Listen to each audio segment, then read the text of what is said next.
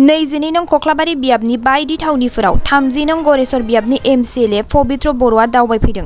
22 नं कक्लाबारि बियाबनि उफ्रा बिसायख'थियाव UPPL दोलोनिफ्राय जाय बिजाथि महरै सायख'जागोन बे बिजाथियानो देरहागोनाबो रोखा। उफ्रा बिसायख'थिनि थाखाय कक्लाबारि बियाबनि गलागाव BCDC ओनसोलखौ नायनो थाखाय गावखौ बिबान होनाय बायदियै नायनो साखाफारा जादों आरो दिनैनिफ्राय गलागाव ओनसोलखौबो नायगिदिंनाय सोलिनायखौ फोरमायदों 30 नं गरेस्वर बियाबनि MCLA पबित्र बर'आ।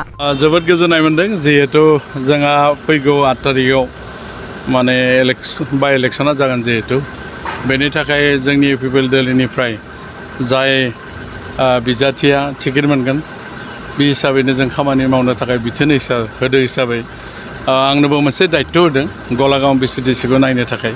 बेनि थाखाय आं एसे दिनै आंनो जेराव दायित्व होदों बे BCDCखौ खबर लानो होनना फैदों आरो बिदियाथ' जाखायो जोंनिल' दोलो नङा गासै दोलोआव थाखायो बिदि टिकेट डिमान्डआ थायो बेयो उनावहाय बुरजा फरानि गेजेराव माबा मोनसे जागोन डिसिसनाव फैयो आरो बेयो जाखायो जायखिजाया बेयो जोंनिल' दोलोआव नङा गासै दोलोआव थायो जिहेतु पार्टिनि प्रट'कल जिहेतु मट' बे हिसाबैसो खारगोन जेला बिदिनो आरो जिहेतु सासे केन्डिडेट नांगौ जाबाय बेयाव जिहेतु शिबसारनि समस्थिमोन शिबसारा जिहेतु गावआ बे समस्थिनिफ्राय बेखौ उथायना लानाय जाबाय बेनिखायनो जिहेतु बाय इलेक्शन हिसाबै बेखौ दा सेलेक्शन खालामनानै जोंनि केन्डिडेटखौ जों देरहा होनायनि थाखाय नारा नाथा जों जुजिगोन आरो माने जिहेतु जों सरकाराव दङ हिसाबै माने जिखिनायाबो 100% आरो गुबुन दोला जेबो दासिमथ' जेबो जों उदिस मोनथ'वाखै गोहोम खोलैनो हानाय नङा बेखौथ' मा बुंनो बिसोरबो जुजिगोन बयबो जिहेतु जुजिखागोन जोंबो जोंनिखौ जों आइडिय'लजिजों जों खारगोन बेखिनियानो बुंगोन आं। नोंथाङा सरकारि साख्रि नागिरदोंना नोंथांनि थाखाय मोनसे गोजोनथाव खौरां नोंथांनि थाखाय दं एडुकेट पइन्ट जेराव नोंथाङा सोलोंथाइ लानायनि गेजेरजों सरकारि साख्रिनि गुबुन गुबुन रोखोमनि गोब्राब आनजादफोरखौ उथ्रिसारनो हागोन आरो गावनि आथिङाव गसंथानो हागोन।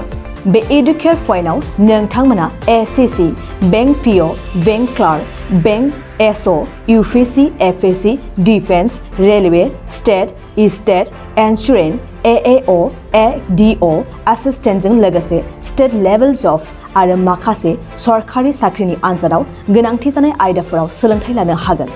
मख'नो गोनांदि बे सोलोंसालियाव साख्रिनिल' नङा बेयाव MBA आरो सैनिक स्कुल बायदियाव एडमिशननि थाखाय एन्ट्रेन्स होनो थाखायबो सोलोंथाइ लानो हागोन। बे सोलोंसालियाव गाहाम थाखो खथानि सुबिदा दं आरो सम मथे नोंथांनि सोलोंथाइखौ बे सोलोंसालियाव होनाय जागोन।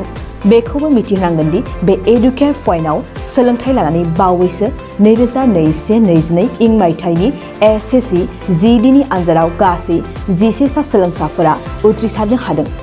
बारा नङा गासै 15,000 रांजोंनो नोंथाङा बे सोलोंसालियाव 6 दानसिम सोलोंथाइखौ लानो हागोन। बे सोलोंसालिया क'क्राझार, बरपेटा र'ड, गवालपारा आरो बङाइगावआवबो दं। क'क्राझाराव सोलोंथाइ लानो गोसो गुदुं जानाय सुबुंफोरा 700-226-133 9101-536360 700-226-133 9101536360